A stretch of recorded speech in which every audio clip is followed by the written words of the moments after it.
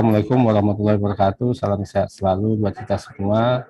Om Swastiastu, Namo Buddhaya, salam kebajikan, Rahayu. Bapak Ibu, bicara kurikulum, esensinya adalah alat ya. Alat yang kita gunakan untuk membantu anak mencapai tujuan pendidikan yang sesungguhnya. Nah, kalau sebagai alat, Bapak Ibu, alatlah yang mengikuti kebutuhan anak seperti satuan pendidikan. Nah, sebelum itu saya akan mengajak kita untuk melihat ke belakang apa yang disampaikan oleh tokoh pendidikan kita, Ki Hajar Dewantara. Nah, karena kurikulum Merdeka ini basisnya adalah filosofi yang diungkapkan oleh Bapak Ki Pendidikan kita, Ki Hajar Dewantara, jauh sebelum Indonesia merdeka. Nah, satu hal yang menarik Bapak Ibu di sini, hidup tumbuhnya anak-anak itu terletak di luar kecakapan dan kehendak kita kaum pendidik. Nah, Bapak Ibu, selama ini mungkin kita lebih mendominasi proses belajar mereka. Dan ternyata anak-anak itu sebagai makhluk, sebagai manusia, sebagai benda hidup, teranglah hidup dan tumbuh menurut kodratnya sendiri. Berarti kehendak kodratnya itu tumbuh dan kembangnya. Nah, kekuatan kodrati yang ada pada anak-anak itu tiada lain ialah segala kekuatan dalam hidup batin dan hidup lahir anak-anak itu yang ada karena kodrat, lagi-lagi kodrat. Nah, terkait dengan itu, kemerdekaan dalam pendidikan hendaknya dikenakan terhadap caranya anak-anak berpikir. Jangan selalu dipelopori atau disuruh mengikuti buah pikiran orang lain. Nah, biarkanlah mereka mencari sendiri segala pengetahuan dengan cara dan pemikirannya sendiri. Nah, di sini Bapak Ibu, kalau kita sedikit ke belakang lagi, pengertian kurikulum itu sendiri adalah jalan sebetulnya. Jalan yang kita siapkan kepada setiap anak atau alat yang kita siapkan agar setiap anak itu bisa menemukan kodratnya, fitrahnya, potensi-potensi uniknya di dalam dirinya. Karena dialah yang bertanggung jawab secara penuh bagaimana mengembangkan potensi-potensi unik yang titipan ilahi yang dia terima sebelum lahir. Kita tahu Bapak Ibu, Tuhan itu tidak mengenal produk gagal. Jadi setiap anak itu memiliki keistimewaan yang luar biasa. Dan masing-masingnya unik dan berbeda. Dan seperti planet, masing-masingnya punya orbit masing-masing. Tidak ada satupun orbit di planet ini, dalam Kalsaraya ini, ditempati oleh dua planet yang berbeda. Karena Tuhan tidak ingin kita bertabrakan satu sama lain. Begitu juga dalam kehidupan manusia. Masing-masingnya punya ruang, punya tempat masing-masing, dan ketika masing-masingnya menyadari tempatnya itu dan perbedaan masing-masing, disitulah terjadi saling kolaborasi satu sama lain. Nah, kurikulum Merdeka menyediakan layanan kepada setiap peserta didik agar masing-masing mereka sejak dini mengenali potensi-potensi uniknya yang merupakan bagian dari perjanjian dia dengan Sang Ilahi pada saat roh diterima di dalam rahim. Nah, jika kita keliru di dalam memberikan layanan, akibatnya mereka tidak menemukan fitrah uniknya itu, maka kita akan bertanggungjawaban semua ini di hadapan Ilahi. Untuk itu, Bapak Ibu, sekali lagi, mari kita mengenali anak itu sedini mungkin, seutuhnya anak itu, seperti apa pikirannya, apa kemampuannya, kemudian apa kebutuhannya. Jadi sebelum kita melakukan pembelajaran, menyusun perencanaan pembelajaran, kita terlebih dahulu mengenali mereka. Nah, bisa jadi Bapak Ibu di minggu-minggu pertama kita mulai pembelajaran itu fokus kepada pengenalan terhadap anak-anak. Bapak Ibu bisa melakukan berbagai cara untuk melakukan asesmen awal. Asesmen itu tidak harus tes, tetapi yang paling penting bulan-bulan pertama itu Bapak Ibu akhirnya punya peta tentang kemampuan-kemampuan awal anak itu sebelum kita memulai pembelajaran. Nah, biasanya kalau Bapak Ibu mungkin lanjut lagi ke slide berikut ini. Nah, Bapak Ibu biasanya Ini sebagai sebuah ilustrasi saja Bapak Ibu, ini luar biasa ya, kita ingin memotret mengapa kita harus melakukan kurikulum merdeka. Ini sedikit menggambarkan latar belakangnya Bapak Ibu. Dulu kalau kita menyusun perencanaan pembelajaran, kita hanya menganalisis materi kurikulum. Kemudian kita menetapkan langkah-langkah pembelajaran sampai detail, sampai per menit. Kemudian begitu masuk ke kelas, anak harus mengikuti apa yang tertulis di dalam kurikulum itu, dalam rencana pembelajaran itu. Seandainya di saat itu telah ditetapkan pelajaran tentang perkalian 2 kali pertemuan, maka Bapak Ibu guru biasanya memulai langsung dengan materi perkalian.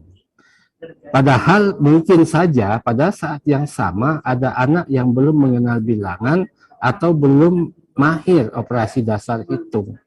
Apa yang terjadi ketika mereka dipaksa untuk mengikuti perkalian, maka terjadi gap sebetulnya, terjadi persoalan di dalam dirinya. Dan begitu selesai proses pembelajaran 2 kali pertemuan, pelajaran akan segera pindah ke yang lebih sulit lagi. Sementara anak-anak tadi masih punya persoalan. Terus sampai materi habis sampai di akhir semester. Semua materi sudah disampaikan sampai habis dan guru merasa hutangnya sudah selesai, sudah tuntas karena kurikulum sudah tuntas disampaikan. Namun apa yang terjadi di anak? Penyakit yang di minggu pertama tadi makin lama makin berat, makin lama makin berat, dan di akhir semester pada saat dia harus ujian sampai ujian kenaikan kelas, dia dalam posisi tidak memahami apa-apa sebetulnya, atau mungkin memahami sedikit tapi yang lainnya itu akan menjadi beban buat dia. Nah terus akhirnya di akhir semester dia harus naik, kemudian dengan mengacu kepada KKM mungkin angkanya yang dinaikkan, kemudian KKM-nya diturunkan sehingga anak itu naik, lalu setelah naik beban anak itu makin berat, terus naik, akhirnya pada saat dia tamat SMP, di SMA belajar tentang persamaan kuadrat dengan 1-2 variabel, mereka tidak bisa melakukan dengan baik, tidak bisa mengikuti, mungkin bahkan pingsan mereka. Nah, berarti di situ ada gap antara usia 16 tahun, tetapi kemampuan logika matematikanya masih tertinggal jauh di bawah di apa namanya, mungkin setara dengan anak kelas 4 SD atau mungkin kelas 2 SD. Nah, ini gap ini yang menjadi salah satu ciri atau bukti bahwa ketertinggalan pembelajaran itu bukan hanya disebabkan oleh pandemi, tetapi itu merupakan apa ya, mungkin kealpaan kita selama ini yang terlalu fokus kepada materi di kurikulum, tapi kurang memperhatikan dan abai terhadap perkembangan anak dari waktu ke waktu, sehingga si anak sekolah setiap hari, datang ke sekolah tiap hari, menerima pembelajaran, melaksanakan tugas dengan baik, kemudian dia menerima rapor dan semua diikuti, dan dia bersekolah tapi dia tidak belajar. Schooling but not learning. Nah, ini Bapak Ibu yang perlu kita sadari, bahwa mari kita mengubah semua itu dan fokus kepada anak. Kita lihat dari gambar ilustrasi ini Bapak Ibu. Selama ini proses pembelajaran, kalau ada 15 mata pelajaran, itu seperti kita pasangi selang 15 di kepala anaknya, masing-masing matematika sendiri-sendiri semuanya, lalu semuanya dituangin 15, dan anak harus menghafal ke-15-nya dalam tingkat yang sama. Nah, dengan demikian Bapak Ibu, si anak itu harus mendapat materi yang sama.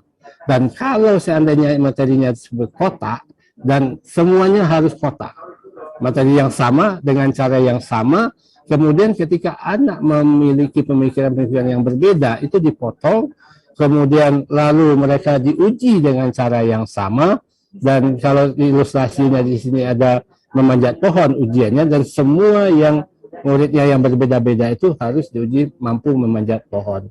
Akhirnya sang gajah memaksakan diri memanjat pohon, kaki patah, belalainya patah, potensi uniknya menjadi hilang.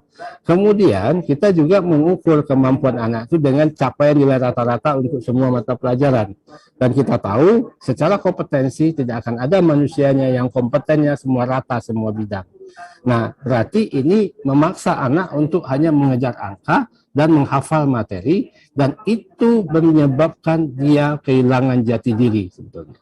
Kemudian mereka juga dipaksa untuk saling berlomba, saling mengalahkan untuk mencapai ranking 1. Dan tempat ranking 1 itu hanya 1, diperebutkan oleh 30 anak. Sehingga semangat untuk saling menjatuhkan itu jauh lebih dominan daripada saling berkolaborasi. Nah, bagi anak yang ranking bawah akan berusaha untuk mencapai ranking 1, dan begitu dia berhasil, dan tentu posisi ranking 1 itu yang dia gantikan adalah temannya yang tadi turun ke ranking 5. Bagi yang naik itu bahagia, bagi yang turun itu penderitaan. Nah, artinya kondisi seperti itu disadari atau tidak sadari, sengaja atau tidak sengaja, kita mengkondisikan anak untuk selalu berbahagia di atas penderitaan orang lain, dan kemudian kalau sudah dalam posisi di atas itu, dia pasti tidak mau mengasih kesempatan kepada teman-temannya untuk ini, dan dia tidak mau berbagi pada teman-temannya. Nah, kalau sudah begini Bapak Ibu, dan si anak itu bisa mencapai nilai tinggi dan membahagiakan orang dewasa, orang tuanya, namun batinnya menjerit, gitu kan. Nah, ini semacam apa namanya, proses, kalau tidak berlebihan kita katakan bahwa ini proses robotisasi manusia, gitu kan. Nah, proses ini sudah berlangsung sekian lama di kita. Nah, saatnya mari kita rubah pola-pola seperti ini, sehingga kita betul-betul menyadari bahwa anak-anak itu memiliki potensi yang berbeda-beda, dan mereka perlu diberikan layanan yang berbeda-beda sesuai dengan kemajuan-kemajuan belajarnya. Kemudian lanjut, satu slide berikut, Bapak Ibu, lanjut. Nah, pertanyaannya Bapak Ibu, dimanakah sebetulnya ruang kerja guru yang sesungguhnya? Lanjut lagi. Ternyata di alam pikiran, rasa, dan hati nurani manusia. Nah, di sini kalau kita simak Bapak Ibu yang disampaikan oleh beberapa tokoh, termasuk apa namanya seperti Palmer ini, mendidik adalah membimbing siswa untuk melewati perjalanan dari dalam hati ke beragam cara yang benar untuk melihat dunia dan menjadikan diri sebagai seseorang di dunia. Nah, kalau kita kutip lagi dari Carol Dweck, tujuan pembelajaran sebenarnya adalah menguasai hal-hal yang baru. Yang menjadi pusat perhatian adalah mencari strategi-strategi untuk belajar. Saat ada ketidaklancaran, itu bukan berhubungan dengan kecerdasan murid. Ini hanya berarti strategi yang tepat belum ditemukan. Untuk itu teruslah mencari. Nah, sejalan dengan ini semua, Bapak Ibu, Ki Hajar Dewantara mengingatkan kita bahwa berikanlah waktu dan ruang yang cukup kepada anak untuk mengolah pikirnya, mengolah hatinya, mengolah rasanya, mengolah kasanya, mengolah raganya. Nah, kalau begini Bapak Ibu, proses pembelajaran yang ideal, yang ini adalah proses yang betul-betul memberikan ruang yang seluas-luasnya kepada peserta didik agar mereka bisa menemukan cara yang tepat bagi dia untuk mengembangkan potensi-potensi masing-masing yang berbeda, sehingga masing-masing anak menyadari sejak dini perbedaan potensi di antara mereka itu adalah perbedaan posisi yang sangat berguna ketika dia saling berkolaborasi. Misalnya satu anak yang jago matematika, yang satu jago bahasa, yang satu jago menggambar, mereka bergabung memiliki satu aktivitas, katakanlah misalnya tentang bagaimana mengolah sampah rumah tangga yang baik, yang jago matematika yang memberikan perhitungan-perhitungan yang matang pada itu, dan yang jago bahasa mencoba menerjemahkan itu dengan bahasa yang mudah dipahami dan persuasif, dan jago yang menggambar, dia akan menggambar itu dengan baik, sehingga jadilah sebuah karya mereka bersama, saling menguatkan satu sama lain, sehingga di sini semangat berkolaborasi itu jauh lebih dominan daripada semangat saling menjatuhkan sebetulnya. Ini salah satu ciri proses pembelajaran yang yang merdeka itu. Jadi sehingga anak menyadari betul bahwa perbedaan di antara mereka itu adalah kekuatan, dan berkolaborasi itu adalah suatu keharusan dalam membangun harmoni dalam kehidupan. Kemudian lanjut. Nah, terkait dengan itu Bapak Ibu, kurikulum merdeka ini memiliki beberapa keunggulan. Nah, pertama, lebih sederhana, mendalam, dan bermakna. Nah, kenapa lebih sederhana Bapak Ibu? karena selama ini keluhan guru adalah terlalu banyaknya materi, kemudian dia harus bekerja dengan waktu dan terburu-buru untuk menuntaskan materi, dan semuanya sudah dibagi per minggu, Bapak Ibu, dan kalau dia tidak mengejar materi itu, maka dia merasa berhutang dan tugasnya belum selesai. Nah, agar guru tidak terburu-buru lagi mengejar materi yang banyak itu, maka kurikulum ini disederhanakan, diambil konsep-konsep materi-materi yang esensial, kemudian proses pembelajaran yang mendalam dan bermakna. Nah, seperti apa proses pembelajaran yang bermakna itu? Berikut saya akan coba contoh, salah satu contoh. Misalnya Bapak Ibu, ini pelajaran di kelas 1, pada akhir fase 1 anak itu belajar tentang bilangan, kemudian pada akhirnya mereka bisa mengurutkan dan dia bisa menghubungkan kegiatan ini dengan kemampuan ini dengan berbagai kegiatan aktivitas dalam kehidupan sehari-hari. Nah, agar anak mampu mengurutkan bilangan, pertama dia harus mampu membedakan dulu, kemudian membedakan beda 1 dengan 2, kemudian membandingkan apa itu bagaimana 1 dan 2, kemudian melihat posisi, lalu kemudian mengurutkan sehingga dia menyadari kalau urutan bilangan itu dari kecil dan besar harus 1, 2, 3, 4, 5 dan seterusnya, tidak boleh ngacak. Nah, ini ada sebuah pesan moral sebetulnya bahwa segala sesuatunya di dalam kehidupan itu ada prosedurnya, ada urutannya, ada sistemnya, ada tatanannya yang harus diikuti. Nah, kalau kita lakukan itu dengan baik, maka hidup kita akan menjadi lebih mudah. Nah, misalnya sebagai contoh, urutan itu tidak hanya berkaitan dengan jumlah, tapi juga berkaitan dengan ukuran.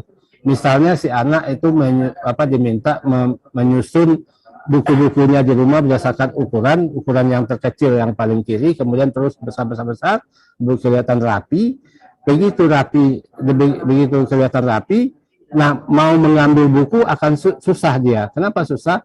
Karena ukuran buku itu kan tidak sama, kemudian judul yang sama, mungkin kelompok yang sama, letaknya bisa mencar-mencar karena itu mengutamakan ukurannya saja. Akhirnya dia mikir, kalau gitu saya akan urutan berdasarkan urutan nama mata pelajaran. Akhirnya dia urutkan dengan 1 itu kelompok agama, 2 kelompok Pancasila, kemudian bahasa, kemudian ini. Nah, ternyata di situ dia menemukan satu makna bahwa kalau kita melakukan sesuatu, mengatur sesuatu sesuai dengan urutan, dan kita lakukan itu dengan baik, maka hidup kita akan menjadi lebih mudah dan lebih membahagiakan. Nah, sampai itu tertanam di dalam pikiran dan hatinya, dan sehingga itu dibawa ke dalam kehidupan sehari-hari, dan begitu antri dia dimanapun antri, dia konsisten dengan urutan itu gitu kan. Nah, tentunya proses belajar ini membutuhkan waktu, membutuhkan strategi yang banyak, karena kemungkinan sekali pada saat guru memulai pembelajaran itu, si anak itu ada yang baru bisa membedakan, ada yang sudah bisa membandingkan, ada yang sudah bisa mengurutkan gitu kan. Nah, si guru harus tahu siapa-siapa anaknya yang sudah bisa membedakan dan membandingkan dan atau mengurutkan. Nah, disitulah diperlukan asesmen awal untuk menentukan proses belajar awal anak itu seperti apa. Kalau memang di kelas itu ada anak yang baru bisa membedakan, kemudian ada anak yang sudah bisa membandingkan, ada anak sudah yang bisa mengurutkan, guru bisa men-setting proses pembelajaran, kemudian mungkin tugas-tugasnya juga bisa berbeda, dan di situ akhirnya si anak, misalnya anak yang belum bisa membedakan ini bergabung dengan anak yang sudah bisa mengurutkan, bikin permainan, di situ terjadi transfer ilmu sesama teman-temannya, saling ini, sehingga anak itu tidak ada yang merasa rendah diri, tidak ada yang merasa superior. Kita itu sama satu tim, dan tanpa disadari mereka saling berbagi ilmu sebetulnya. Nah, tentu proses seperti ini Bapak Ibu tidak akan bisa dilakukan kalau target kita itu hanya penyampaian materi kurikulum sampai selesai. Nah, disinilah utamanya pentingnya mengenali anak sepenuhnya sejak dini. Kemudian berikut keunggulan yang kedua. Nah, dari gambaran tadi, dari proses belajar tadi yang berdasarkan kemampuan awal anak itu terjadilah proses belajar berdiferensiasi sesuai dengan kemampuan awal anak itu. Berikut lanjut.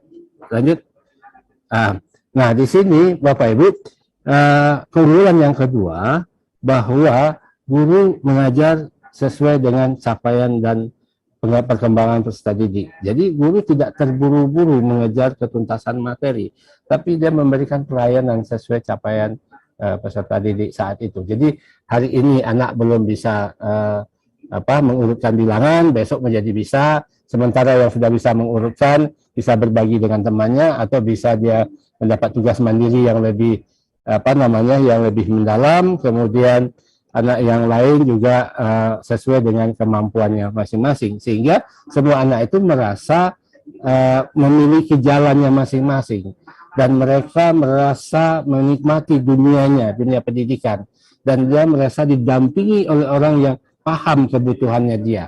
Nah, sehingga dengan demikian dia menikmati proses belajar itu. Dan kalau dia menikmati, segala kesulitan-kesulitan yang dia temui, dia itu menjadi tantangan yang dia senangi sebetulnya. Karena anak-anak itu senang tantangan sebetulnya, Bapak Ibu.